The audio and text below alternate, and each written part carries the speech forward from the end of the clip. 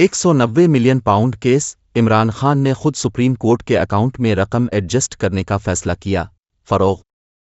سابق وفاقی وزیر برائے قانون سینیٹر فروغ نسیم نے 190 ملین پاؤنڈز کیس میں سابق وزیر اعظم عمران خان کے دعوے کو مسترد کر دیا۔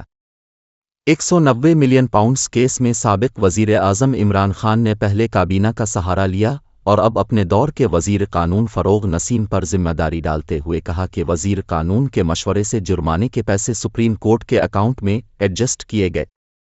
اس حوالے سے جیو نیوز کے سابق وزیر قانون فروغ نسیم نے عمران خان کے دعوے کا جواب دیتے ہوئے کہا کہ میں نے ایسا کوئی مشورہ عمران خان کو نہیں دیا تھا اور اس کابینہ اجلاس کے ایجنڈے میں یہ معاہدہ شامل ہی نہیں تھا۔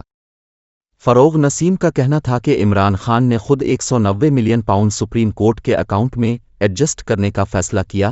وزارت قانون نے اس حوالے سے انہیں کوئی مشورہ نہیں دیا اور اس حوالے سے سارے حقائق ریکارڈ پر موجود ہیں۔